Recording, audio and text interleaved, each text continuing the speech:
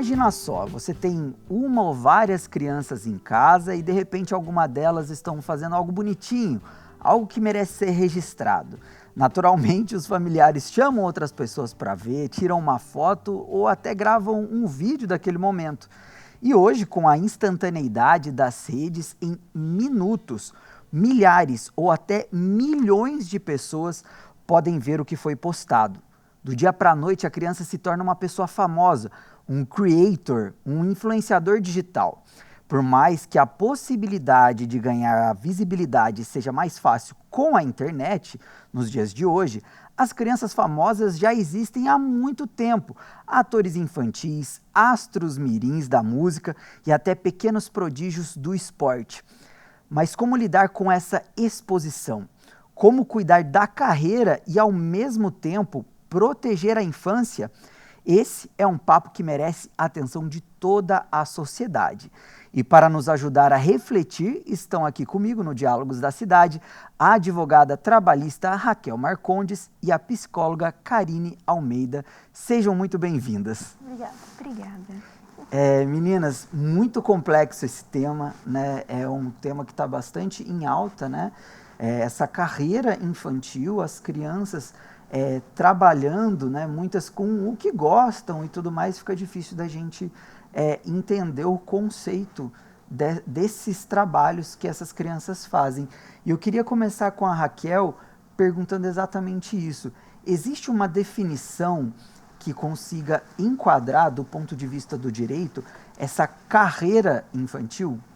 Então, é importante entender que a carreira infantil é um viés artístico que a criança pode exercer. Então, ela pode ser uma cantora, uma atriz, uma influencer, em que ela quer desenvolver arte. Ou seja, por ela querer desenvolver um lado que ela tem desde criança, presume-se que é um trabalho por um curto período. Então, assim, ela tem, durante 2 horas do dia dela, ela gosta de cantar, e eventualmente existe uma exploração comercial em cima daquilo que é um talento. Ela canta bem, ela é uma ótima atriz, ela é uma ótima influencer. Então existe uma exploração comercial em cima desse talento. E hoje, do ponto de vista do direito, essa exploração comercial, ela é regulamentada ou ela é permissiva, né, pela legislação? A gente fala que isso é um grande limbo jurídico.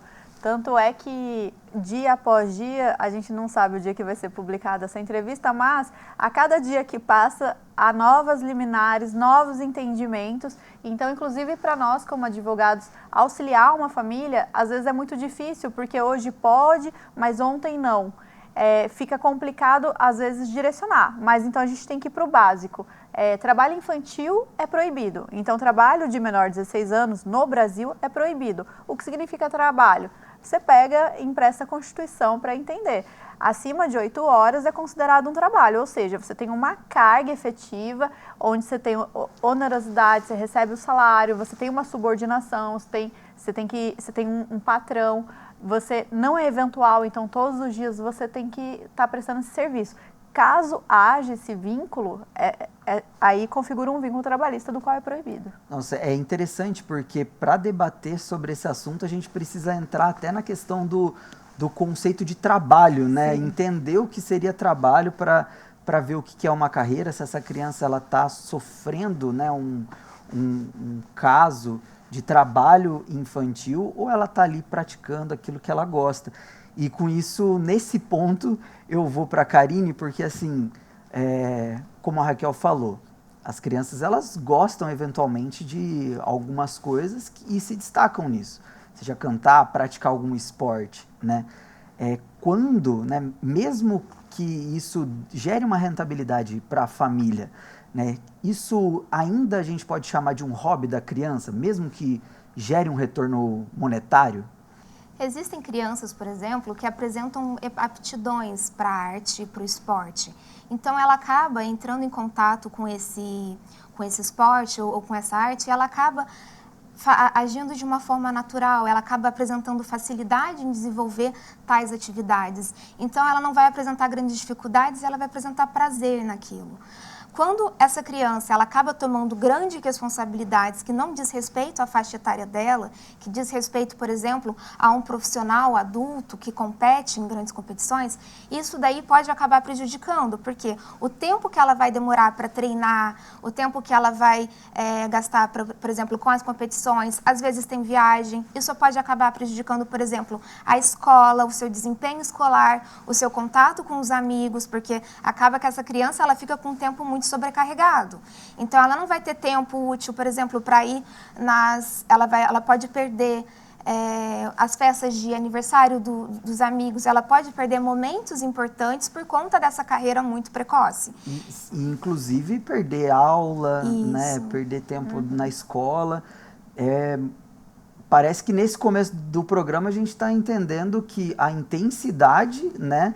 O tempo empenhado nessas outras atividades paralelas, né, que podem ter dar um retorno financeiro para a família, é a chave para a gente entender o que é a diferenciação, se está sendo uma carreira explorada, né, se a criança está sendo explorada ou se ela está numa atividade saudável, né, se ela está ali só seguindo, fazendo o que ela gosta.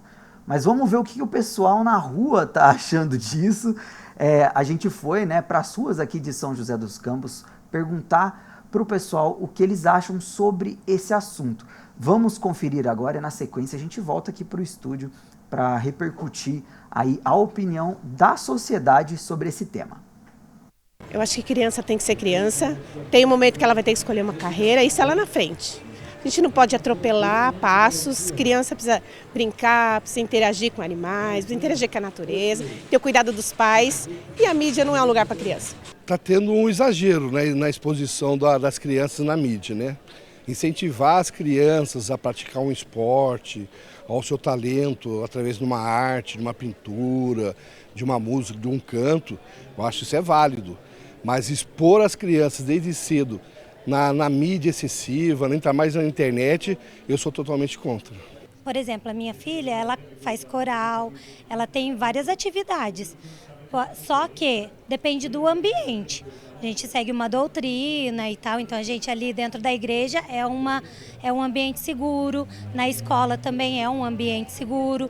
Então, assim, a gente tem que só prestar atenção e ficar atento aonde a gente está colocando. Eu nunca coloquei assim as imagens dela muito nas redes sociais.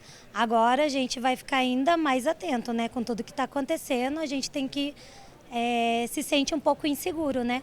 Quando é uma atriz, uma cantora, um jogador que tem toda uma assessoria atrás, cuidando, é uma coisa mais ok. Agora, quando é a família expondo a criança, eu acho que já é uma coisa mais perigosa, porque a internet hoje em dia é uma terra sem lei, não tem validações, a gente não sabe quem está vendo, quem está deixando de ver, aonde está sendo mostrado.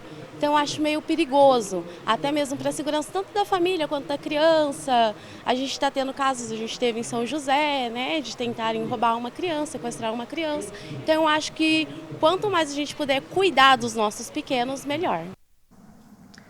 Olha só, muito interessante, né? As pessoas falaram muito sobre a questão da exposição, que eu acho que é outro ponto-chave que a gente pode debater agora, né? Porque, inclusive, Karina, muitas dessas atividades eu acredito que seja até interessante a gente incentivar as crianças, né? O esporte faz bem, salva a vida de muitas crianças, a arte faz bem, salva a vida de muitas pessoas. Então, acho que o segredo não é boicotar as crianças, né? Mas como fazer então para a gente, como os pais podem fazer, né, para agir com a criança, para incentivar uma carreira, incentivar essas práticas saudáveis, mas incentivar de uma maneira que continue saudável? O esporte ele é muito importante porque ele ajuda a criança a ter disciplina, a conviver em grupo, a conviver com regras.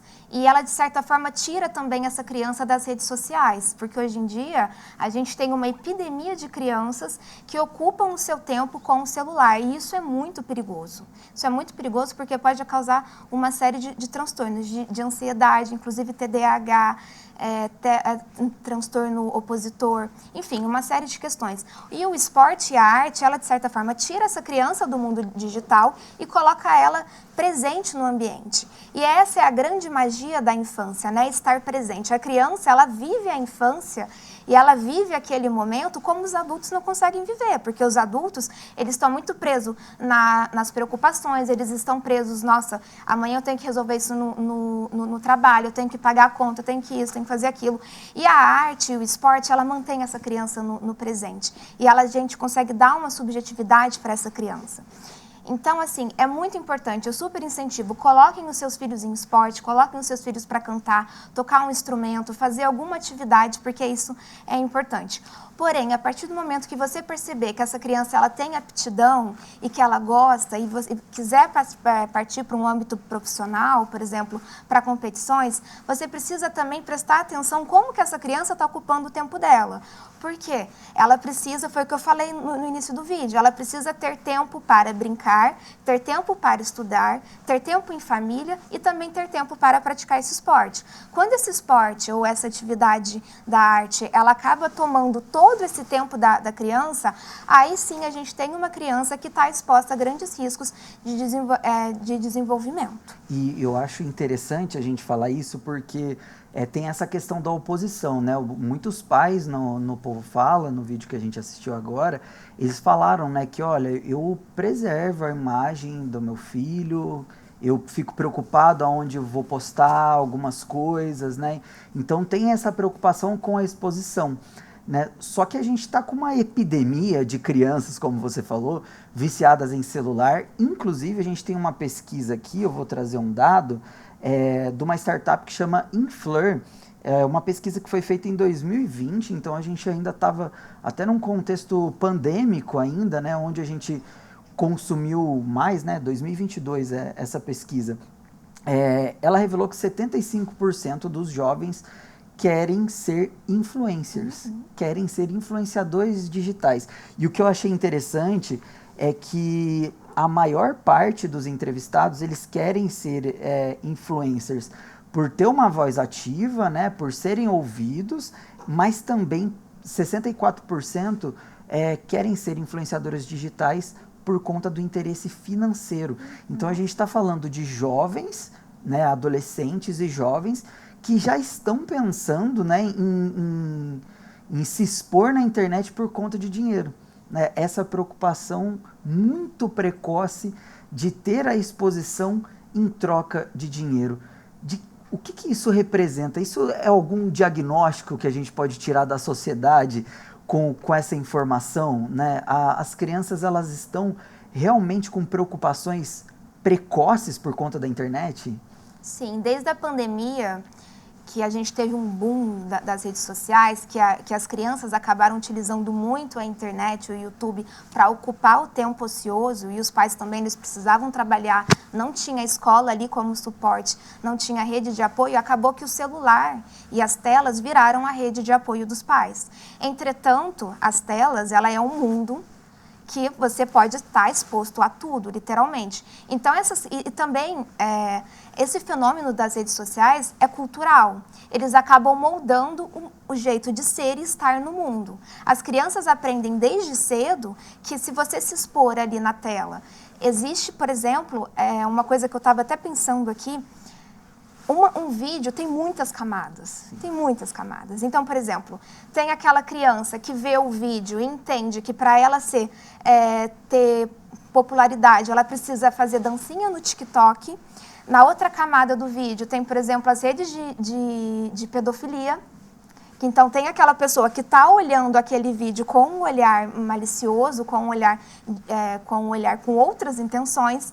Tem também as publicidades, que, por exemplo, tem muitas crianças que fazem unboxing de produtos. Sim, né? E esse caso é muito interessante também, né, da gente debater. Não é interessante que aconteça, mas existe um mundo, né, de conteúdo voltado para crianças que estimula o consumismo de uma maneira muito violenta, né? Então, a gente tem até uma lei, que é a lei da propaganda infantil, né, que inclusive tem essa questão de que não pode ter essa propaganda em determinados momentos, né, na TV e tudo mais. Mas tem muito conteúdo na internet das crianças fazendo unboxing, de brincando com um brinquedo, aí vai pedir para o pai e para a mãe. A criança que assiste isso entende que se ela também gravar um vídeo, ela vai ter o brinquedo, né? Então acaba que ela quer ser influenciador para também ter o recurso para poder brincar. E por trás disso ainda tem os pais que também muitos querem explorar as crianças. E eu queria jogar essa questão para a Raquel, porque a gente tem todas essas camadas que a gente conversou aqui sobre essa produção de conteúdo que acaba atingindo as crianças, né? Mas vamos supor, a criança viu o vídeo, virou influenciadora digital, era o sonho dela, começou a bombar alguma coisa que ela fez na internet. Aí ela começa a gerar esse dinheiro, receber esses unboxings, ser contratada para fazer parcerias. De quem é esse dinheiro? Das crianças? De quem que é esse produto? Dos pais? É uma pergunta muito interessante, porque realmente é notável que a sociedade não sabe de quem é o dinheiro e os pais acreditam que sejam deles, mas não, o dinheiro é da própria criança.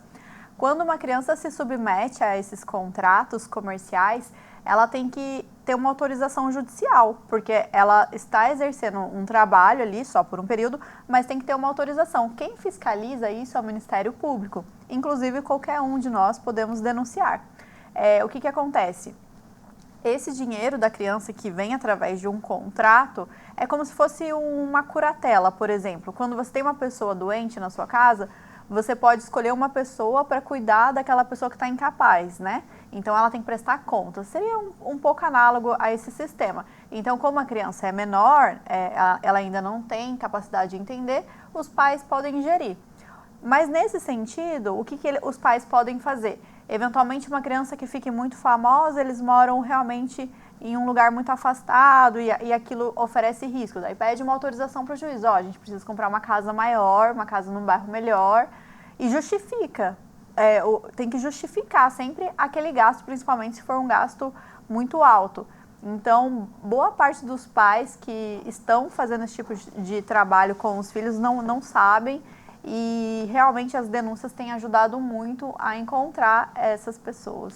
E é um debate muito importante, né? Uma questão que a gente precisa falar, porque na camada mais alta da sociedade, a gente tem crianças famosas nacionalmente, que aí tem mais instrução jurídica, tanto para o bem quanto para o mal, né? A gente teve o caso da Larissa Manoela, que teve os bens dela, tudo quanto é bem que ela gerou, né, quando ela era criança, teve uma amarração jurídica aí para a parte dos bens ficar com a família e tal, né? Mas a gente também tem um nível mais baixo da sociedade, que são essas crianças de famílias menos favorecidas que não têm essa instrução jurídica, né?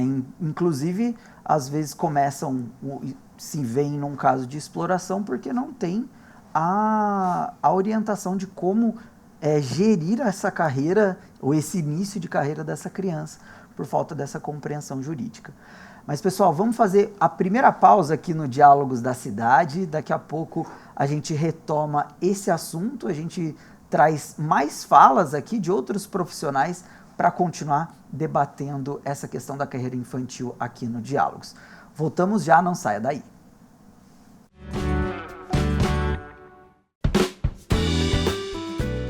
Estamos de volta com o Diálogos da Cidade e agora a gente vai assistir um vídeo enviado pela pedagoga Ellen Cipriano. Ela comentou um pouquinho sobre essa relação entre a formação educacional e a carreira da criança. Vamos conferir e daqui a pouco a gente volta para repercutir aqui no estúdio. O sucesso precoce ele pode estar associado a diferentes frentes, seja no desempenho acadêmico, seja no desempenho nas artes, no entretenimento, seja no esportes. E isso ele vai trazer para a criança coisas boas e coisas ruins. Então a gente pode pensar que esse sucesso precoce ele tem uma ambivalência aí, no sentido de trazer o ônus e o bônus para a vida dessa criança. E entre os pontos positivos a gente pode destacar, por exemplo, a autoestima, o senso de competência, de liderança. Então, uma criança que já desenvolve certas habilidades, ela vai se destacar.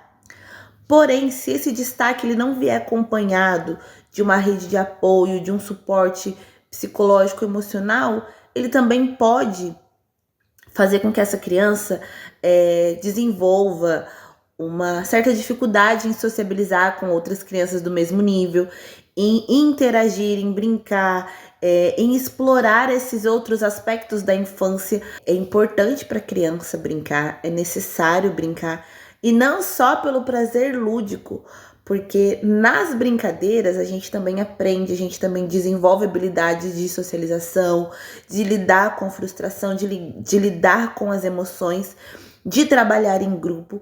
Então, quando você tira isso da criança, você está limitando o direito dela de desenvolver essas habilidades, o que futuramente vai prejudicá-lo, com toda certeza. Talvez seja o momento de retroceder, de tirar um pouco, de deixar que a escola seja esse espaço para ela vivenciar algumas experiências. Muito obrigado, Ellen, pela sua contribuição aqui. Essa questão pedagógica é bastante importante da gente debater, né? Porque a pedagogia, né, ela é o estudo da construção de um ser humano, né? De uma forma mais resumida e superficial. E essa questão da gente olhar para a criança e medindo como que está o dia a dia dela, o que está prejudicando, o que está favorecendo essa formação dela como ser humano, é bastante difícil de fazer esse diagnóstico, né? E eu queria falar aqui com a Karine sobre essa questão. Exige uma posição muito coesa dos pais, uma lucidez muito grande para gerir a carreira dessa criança, mas também eu acredito que como ser humano é muito difícil ler outro ser humano, mesmo que seja o seu próprio filho, né? Então, como ler essa criança e entender se aquilo, né, se aquela carreira, aquele início de carreira no esporte, na arte, na música, tá fazendo bem, como identificar os sinais que aquilo está prejudicando, como entender os sinais se ela pode ir um pouquinho mais além. Então, ficar atento se essa criança, ela sempre vai apresentando sinais. Então, por exemplo, se ela vai fazer uma atividade, ela já apresenta uma certa relutância, ou não querer ir fazer, isso também já é um indício que talvez ela não esteja preparada para seguir a carreira que às vezes é os pais que desejam, né? Então a gente precisa ficar atento a essa linha, porque muitas vezes a criança, ela tende a seguir os que os pais querem fazer.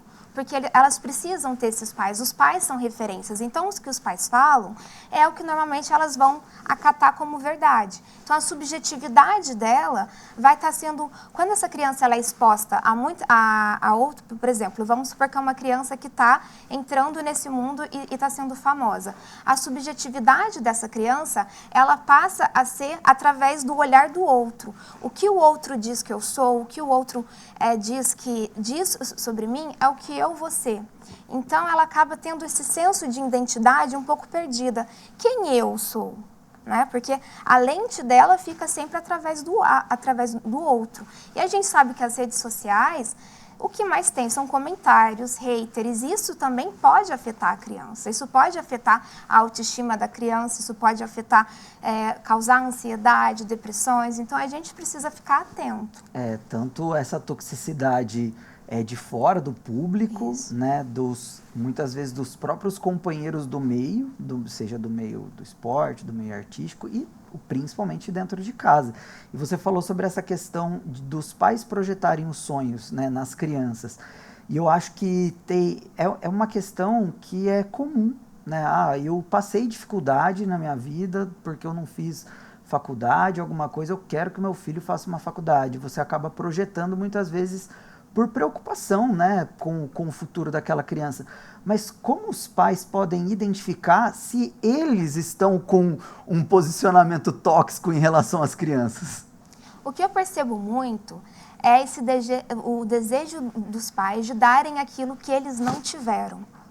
Então, tem pais que têm muita dificuldade, por exemplo, de impor limites na criança, de falar um não, de educar. Por quê? Porque, nossa, eu nunca tive também bolo, chocolate, doces, brinquedos. Eu nunca tive a oportunidade de viajar, então eu vou fazer questão de dar isso para o meu filho. Mesmo que isso seja em excesso. Então, agora que eu estou falando de uma coisa que é muito importante, que é limite. A gente precisa colocar limite nas crianças também, só que os pais, eles acabam com essa ânsia de dar tudo que eles não tiveram, de realizar os seus sonhos através das crianças, que têm uma cultura muito permissiva. Entendi. E é muito importante a gente pegar essa parte psicológica, né, da psique humana e também jogar pro judiciário, porque o Estado, ele protege todas as pessoas, está na Constituição isso, né? E muitas vezes quem protege as crianças dos próprios pais, né?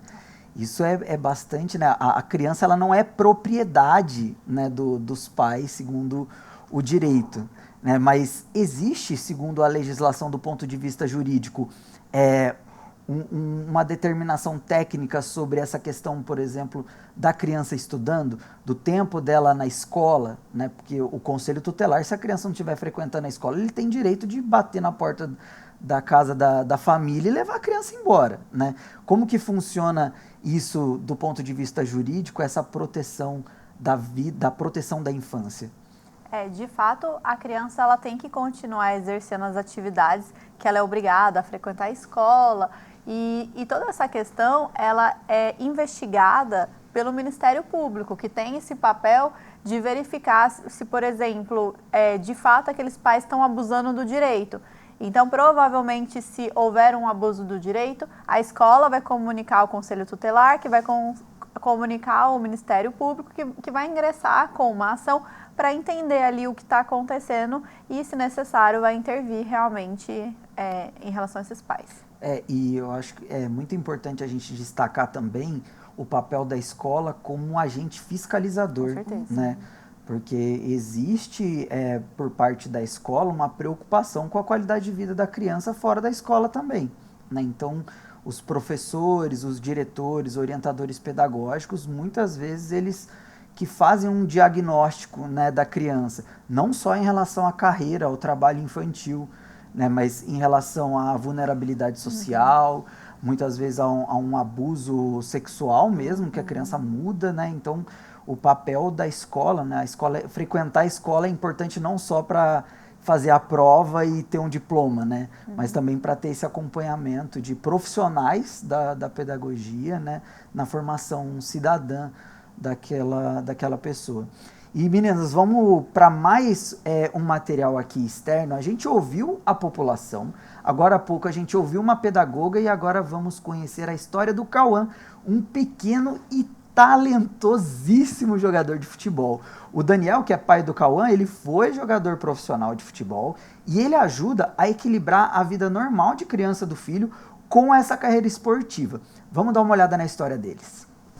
O Cauã, ele todo mundo, quando ele nasceu, todo mundo, eu tava jogando ainda, né, porque ele nasceu, eu tava na Coreia, aí ele falou, seu filho vai ser jogador. Eu falei, não, cara, meu filho vai ser o que ele quiser ser, enfim, ele vai escolher a profissão, o esporte, enfim, ele vai se dedicar àquilo que ele quer. O problema é que eu acho que, assim, todo mundo fica numa pressão, a pressão é mais nele, porque todo mundo fala, filho do Danilo, filho de jogador, será que ele vai ser igual ao pai? E aí, assim, graças a Deus, ele nem escolheu a mesma posição. Ele sempre me deu muita liberdade de escolher o que eu quis fazer, o que eu quero fazer. E, como ele falou, começou no skate. Eu cheguei a um ponto que eu... Não quero mais skate, agora vamos pro futebol. E agora eu tô aprofundando o futebol. Mas, sei lá, é sempre uma liberdade muito... Tipo, ele nunca põe peso em mim. Sempre me deixou livre a escolha. Sempre... pediu para eu dar meu máximo, pelo menos. Então ele tá numa idade que é bem complicada, assim, ele quer ir no aniversário de 15 anos, mas no outro dia tem jogo. Ele quer sair com os amigos no cinema, mas ele tem que decidir. E eu deixo muito a cargo dele decidir isso aí. Só que se ele assume um compromisso, eu falo, você assumiu um compromisso. Você vai ter que dormir cedo, você falou que você vai.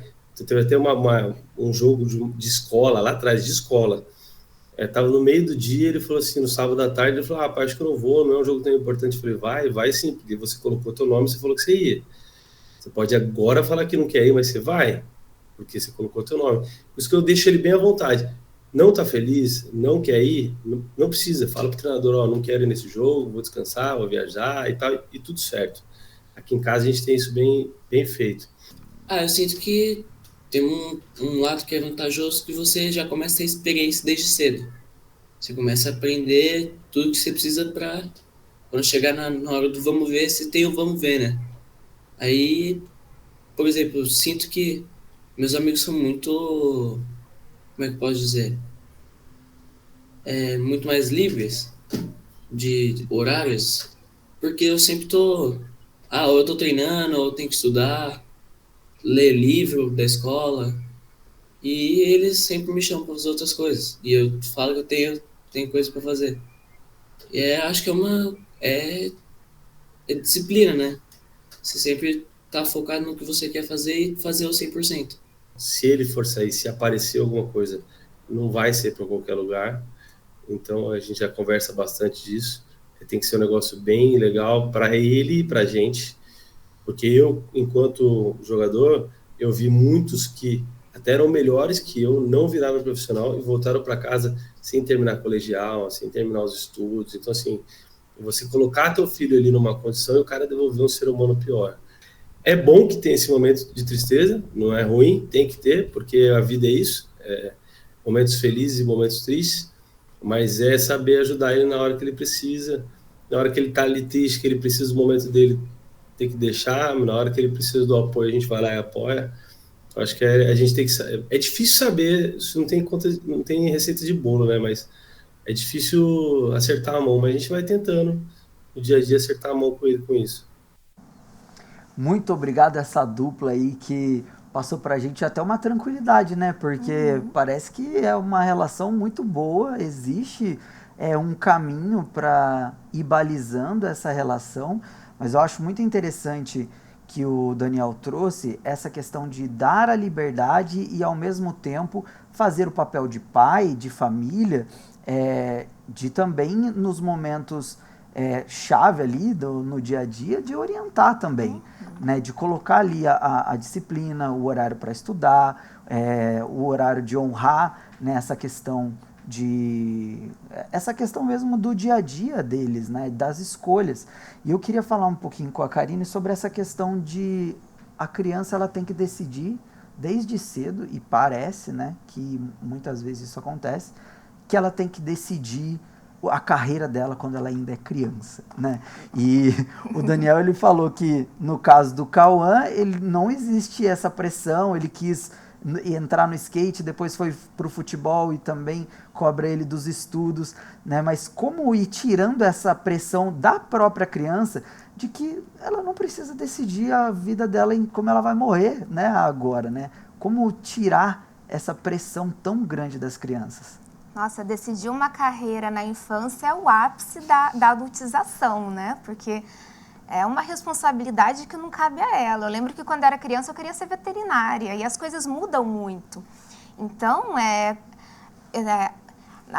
antes as crianças elas acabavam, por exemplo, os adolescentes eles acabavam escolhendo a profissão quando entrava lá no ensino médio, no primeiro ano, quando a gente começava a pensar do que a gente queria ser. Antes era só um protótipo, era só uma ideia pertinente às coisas que a gente fazia ali no dia a dia. A cabeça de uma criança muda muito. Então, os pensamentos mudam, as experiências mudam, e esse contato com o mundo que vai gerando esse senso de perspectiva de quem eu sou. Esse caso, por exemplo, do Daniel, a criança ela teve a oportunidade de experimentar outros esportes, ela teve a oportunidade de ter contato com diferentes atividades para ela ver qual a aptidão que ela teve mais. E acabou que foi para o futebol. E tá tudo bem. E a família ali, ela tá super centrada, tá presente, orientando. E isso é muito importante. Ter uma família presente, observando se, será que o meu filho está bem? Será que ele precisa de uma instrução? Porque as crianças e os adolescentes, eles precisam muito de orientação. Muito.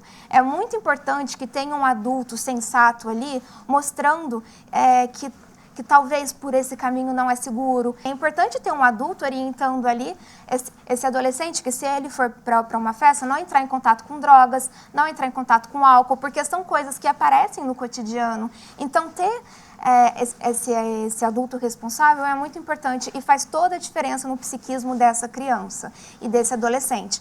Tendo uma pessoa responsável, é uma criança e um adolescente que vai crescer seguro no mundo, que vai crescer sabendo, olha, eu sei que tem alguém aqui que zela por mim, que torce por mim, e porque eu precisar, vai estar do meu lado. Sim. E Raquel, a gente permite que a criança faça essas experiências, né? Mas a partir do momento que ela tem essa questão de eu quero isso e eu posso assinar um contrato com alguém, né? Como que é essa amarração? A criança, antes dos 16 anos, pode ter um contrato no nome dela, por exemplo? De fato, ela tem o contrato, mas ela tem a representação dos pais por uma questão civil, né? Mas esse contrato, para ter vigor, precisa da autorização judicial. Então, você precisa comunicar ao juiz, olha, essa criança aqui está trabalhando, esse é o contrato, essa é a remuneração, esse vai ser o tempo. Então, hoje você tem que fazer todo um contrato moldado para uma postura jurídica que vai ter que ser aceito, enfim, ele pode ser recusado também. Então, assim, essa fiscalização, ela já existe. O que a gente vê é que realmente muitas pessoas desconhecem, simplesmente já recebem ou recebem por fora ou até através de terceiros falando que aquilo não foi remunerado, que é onde a gente tem os grandes casos Larissa Manoela aí pelo Brasil espalhado. Nossa, muito interessante. E nesses casos, fiquei sabendo de alguma situação, estou observando alguma questão parecida. Existe um canal de denúncia para isso? A quem recorrer quando identificado uma situação como essa? Inclusive, a gente já fez denúncia. É muito importante que a sociedade fiscalize a escola, a psicóloga, todo o meio. É importante que a gente se ajude, porque a gente que tem essa conscientização de que o trabalho é proibido e tem que ter uma autorização, a gente precisa, sim. Se você está em dúvida, você simplesmente pode denunciar e vão verificar se aquilo faz sentido ou não. Então, você pode procurar o Conselho Tutelar, você pode ir direto ao Ministério Público. No próprio site do MP tem o e-mail lá, que é do ECA, né? Que é onde investiga as ações direcionadas para as crianças. Aí você pode falar assim, olha, ciclana de tal tem trabalhado com isso e se mudou para lá, não sei se tem regularização, se os pais estão fazendo certo, e de repente você pode já levantar uma denúncia. Boa parte hoje, ainda desses casos, estão sendo averiguados com denúncia, porque como a legislação ela é muito falha e a sociedade sabe muito pouco sobre isso, poucas pessoas de fato têm feito de forma regular. E eu acho que a gente está falando desse assunto aqui de uma maneira tranquila, né, bem calmos, mas é uma situação extremamente séria, né? Então, é um caso de saúde pública, muitas vezes, porque é algo que se alastrou, né? Saúde pública, eu digo, porque vai afetar o psicológico, serão adultos, boa parte dessas crianças serão adultos ansiosos, com problemas psicológicos, então é uma questão extremamente delicada. Essas denúncias, elas são importantes, né, de serem feitas, e por mais que exista só uma suspeita, né, o Ministério Público ele vai investigar. Se tiver ali a fumaça do bom direito, ele vai puxando aquele fio e vai averiguar se essa situação é ou não, né, não vai chegar a polícia do nada na casa da pessoa, mas essa denúncia ela precisa acontecer. Vamos para mais um intervalo aqui no Diálogos da Cidade. A gente volta para o nosso terceiro bloco para debater mais um pouquinho sobre esse assunto e amarrar essa questão da carreira infantil. Não saia daí, a gente volta já.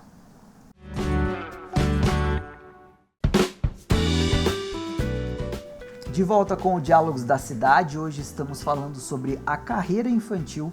Aqui no estúdio eu converso com a advogada trabalhista Raquel Marcondes e a psicóloga Karine Almeida. Mas olha só, antes da gente continuar o nosso debate por aqui, a nossa produção falou com o Wilke Murakami, que é consultor e especialista em cibersegurança.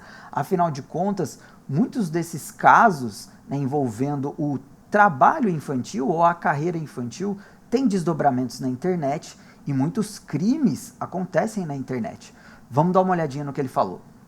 É amplamente divulgado na mídia o quanto a divulgação, né, não só de crianças, mas de adultos, de pessoas em geral, né, pode causar grandes problemas, né, na internet. E nós devemos lembrar alguns fatores, principalmente quando se trata de crianças, né? Então, o primeiro fator é que a criança ela tem uma ingenuidade natural, né? Ela está se desenvolvendo o caráter, portanto, ela não tem tanta noção do perigo, né? Daquilo que é importante, daquilo que é perigoso. Então, a primeira dica que eu dou é sempre você ter um responsável, alguém que tem mais maturidade, alguém que tenha esses cuidados, que dobre esses cuidados pela criança, né? Então, se você não tem um pai, um parente, né, que te oriente, procure alguém que tenha esse conhecimento, né, e que possa te ajudar, te auxiliar no tocante a você se expor, né, expor a sua imagem, né, na internet. A ideia principal de você expor uma criança, né, de você expor o seu trabalho, não é expor a pessoa em si, é expor o trabalho, o talento, né, as características pessoais e tudo mais. Acho que isso é muito interessante, mas precisa também ser protegido.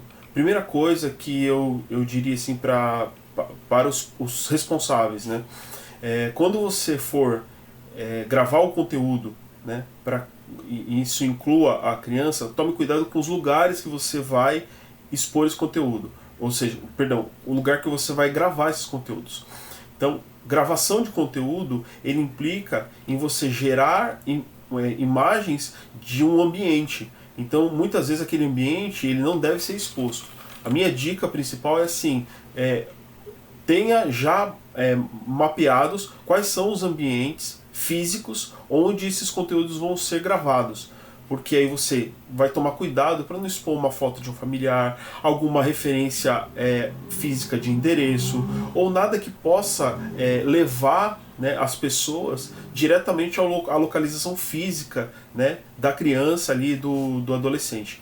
Então, em primeiro lugar, é você olhar e escolher muito bem os lugares onde você vai gravar os conteúdos.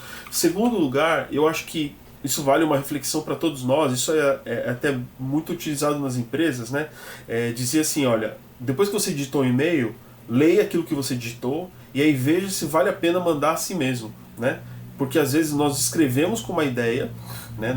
No caso do e-mail, nós escrevemos com uma ideia em mente e aí na hora que nós vamos ver aquilo que a gente, né, escreveu, muitas vezes a gente percebe que a intenção pode ser dúbia, né? Ou muitas vezes a gente pode deixar, né, alguma coisa que não deveria estar exposta ali, ou uma ideia e tudo mais. Então, assim, é sempre bom a gente aproveitar essa mesma premissa para a gravação de conteúdo. Então, grave o seu conteúdo, faça da melhor maneira que você puder, mas sempre revise antes de publicar. É muito importante para que não somente você pegue muitas vezes uma subversão de valor ou de intenção, né, e dê tempo para você gravar e regravar aquele conteúdo, e muitas vezes também aquele conteúdo que você achava que era bom naquele momento, passado um tempinho você percebe que não é tão adequado, não é tão legal. Então é interessante a gente sempre fazer uma curadoria desse conteúdo, né, que não seja a própria criança, que seja o adulto, né, alguém responsável. Importante para a criança é a interação com o público, tem que tomar muito cuidado com isso. A interação com o público direto, da criança diretamente com o público, ela pode ser e ela deve ser incentivada dentro de uma curadoria do adulto também. Porque a internet ela é um espaço livre, então muitas vezes a pessoa que vai estar ali, ela pode não estar com uma boa intenção, fazendo um comentário, fazendo algum tipo de observação, de uma forma até maliciosa. Então olhar esses conteúdos, olhar esses comentários, e muitas vezes a melhor coisa mesmo é você deletar o comentário, né, de determinados assuntos e tudo mais. Então isso é muito importante, saber fazer essa curadoria do conteúdo antes de você postá-lo online. Okay? Sabendo principalmente que uma vez que você coloca esse conteúdo na internet, ele nunca mais sai, tá? É muito difícil você retirar um conteúdo totalmente da internet. Haja vista que qualquer pessoa que tem acesso ao perfil, acesso ao canal, ao conteúdo em si, ele pode gravar, fazer uma cópia dele e deixar esse conteúdo aí para sempre publicado na internet. Muito obrigado, Wilk, por essa colocação. E a gente entra num outro debate aqui, que no caso é a responsabilização de problemas na internet, né? Então, existe um grande debate, né, sobre essa questão. Aconteceu algum crime na internet, uma publicação de um vídeo indevido, né, uma publicação com discurso de ódio, de quem que é a responsabilidade? Né? Isso no âmbito geral. Mas e quando envolve uma criança, Raquel? É a responsabilidade dos pais, quando a criança ela pratica um discurso de ódio, ou ela faz, é publicado algum vídeo impróprio, né? De quem que é a responsabilidade legal do conteúdo publicado por essas crianças?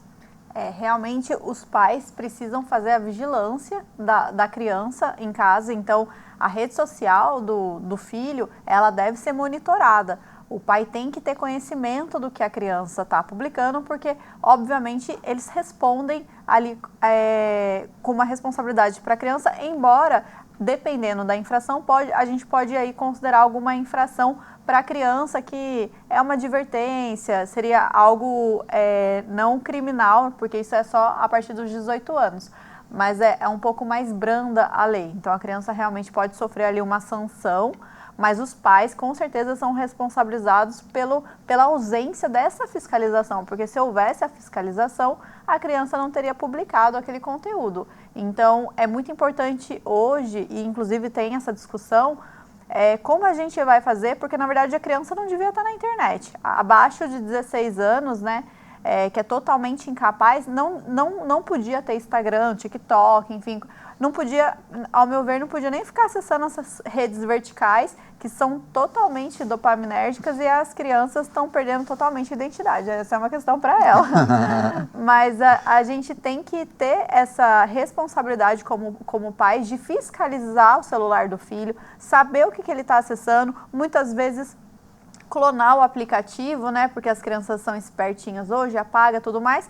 É possível clonar, tem a função no celular justamente de fiscalização para você ver em tempo real o que eles estão publicando, para controlar isso, porque pode existir vários tipos de crimes. A gente pode falar desde um bullying, que essa criança pode estar cometendo um bullying contra outra criança, inclusive teve aquela série do Netflix que estourou, que é a Adolescência, né? Que justamente fala de como é perigoso crianças estarem usando aquilo, porque uma criança ela demora muito para processar um sentimento ou entender um bullying.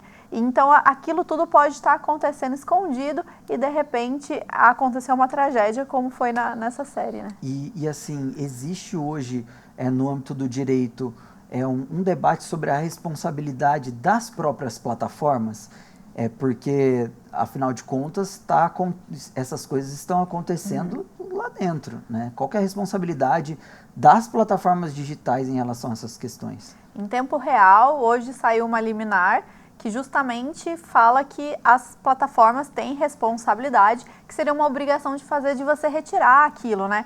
Então, assim, você não precisa nem chegar nessa ação.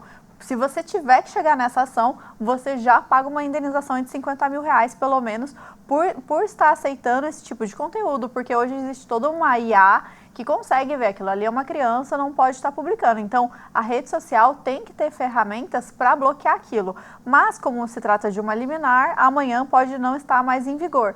É muito discutível essa questão de responsabilidade objetiva, que seria assim, sem culpa, né? Porque a rede social não está ali publicando. Mas ela é a facilitadora. E, de fato, se a gente pensar, o mercado infantil move bilhões e bilhões, e boa parte desses bilhões vão para essas plataformas, essas mídias sociais, que estão alavancando patrimônios em cima da crueldade com o ser humano ali, que não está entendendo qual é a parte que ele faz naquilo. Então, assim, é um mercado de bilhões contra pessoas leigas. E de fato, eu acredito que a responsabilidade deve ser objetiva da plataforma de limitar isso. Afinal, é ela que está lucrando acima de todos com esse conteúdo. Sim, sim. E para deixar claro para o nosso público, né, a gente decidiu escolher esse tema por conta dessa palavrinha que se tornou tão popular por conta do vídeo do Felca, né, o adultização. Esse vídeo já tem quase 50 milhões de visualizações em um tempo recorde, assim. Então, diversos projetos de lei no legislativo estão sendo criados por conta, né, dessa mobilização, desse debate que foi acalorado, foi levantado por esse vídeo. É uma questão jurídica muito aquecida, né, é um debate muito aquecido sobre isso, dessa questão da responsabilidade dos pais, dos influenciadores que acabam usando essas crianças para criar mais conteúdo, a responsabilidade das plataformas. Então, é um debate com vários elementos, vários personagens aí, e qual que é a responsabilidade, a culpa e a vítima em cada uma dessas situações. Mas, Karine, a gente estava falando sobre essa questão de como isso tudo impacta a criança, né? Então, como a gente proteger psicologicamente a vida desses pequenos astros que do nada viraram ali astros na internet ou astros no cinema, na música, como proteger psicologicamente para que se tornem adultos mais saudáveis. O impacto emocional disso tudo é muito grande. Inclusive, eu diria que não só para essas crianças que estão expondo a sua imagem, mas para as crianças e os adolescentes que estão consumindo esse conteúdo. A gente nunca teve uma geração tão ansiosa e tão insegura como a gente está tendo hoje. Os nossos jovens, eles têm medo de se expor nas redes sociais por conta dessa questão do bullying, do olhar do outro. O olhar do outro é algo que assusta muito, porque eles cresceram num cenário onde a gente tá sempre sendo julgado, onde a gente está sendo sempre aprovado, reprovado pelo olhar do outro. Então, isso é algo muito perigoso. A gente precisa trazer esse senso crítico do quanto as redes sociais estão prejudicando as nossas crianças e os nossos adolescentes. Dentro da minha clínica, eu sempre trago essa questão, porque aparentemente parece que cada adolescente está sendo, por exemplo, inseguro, mas parece que é algo pessoal. Parece que acontece só comigo, porque o outro tá lá se expondo, falando, e parece que ele é super seguro. Tá tudo tão bem nas redes sociais, né, que exatamente. Parece que ninguém tem problema. Aí vai ver na casa de cada um, tem várias questões. Tem várias questões. E tem uma outra questão interessante, porque essas crianças, esses pequenos astros, muitos deles têm um auge muito cedo, né? E acaba que, antes de se tornar adulto, já é milionário, nunca mais precisa trabalhar, mas isso não necessariamente foi bom para essa pessoa, né? Então, a gente tem vários casos de pessoas que ganharam muito dinheiro jovem e ficaram com o psicológico completamente destruído. Sim. A gente teve a questão do Macaulay Culkin, do Whindersson Nunes, que ele tinha 20 e poucos anos quando ele estourou na internet, né? Existe essa relação do fiquei muito rico, fiquei muito famoso. Tem como eu proteger, né, me proteger juridicamente dessa exposição? Eu tenho o direito de ser esquecido, né? Tem como eu me proteger emocionalmente, né, e crescer de uma maneira saudável? A gente tem que entender essa questão como uma questão bem multidisciplinar, porque vamos supor que você publicou vários conteúdos que não ferem nenhum direito, mas você não quer mais falar sobre aquilo. Aí você vai lá e peticiona para todas as redes tirar aquilo. Então você vai pedir uma ordem judicial para que o juiz entenda que aquilo tem esse direito. Muitas vezes já caiu em domínio público e de fato não é uma questão que está interferindo em algo, que é alguma coisa que realmente fere, por exemplo, um dano existencial.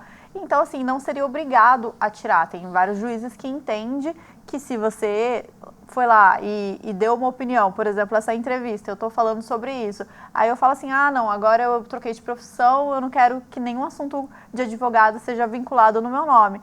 Assim, mas para quê, né? Qual o objetivo disso? Tem que ter um objetivo. Então, muitas vezes as pessoas acabam cometendo algumas falas, tem posicionamentos e, no fundo, se você perceber, na minha opinião, é justo que você acompanhe a evolução da pessoa. Por exemplo, um político mesmo. A pessoa tem aquela opinião, falava aquilo de mulher, de repente virou aquilo, e de repente virou aquilo. Você tem o direito de saber qual foi a linha daquela pessoa, porque de fato aquela pessoa ali se expôs. Então, assim, É bem tênue a linha, né?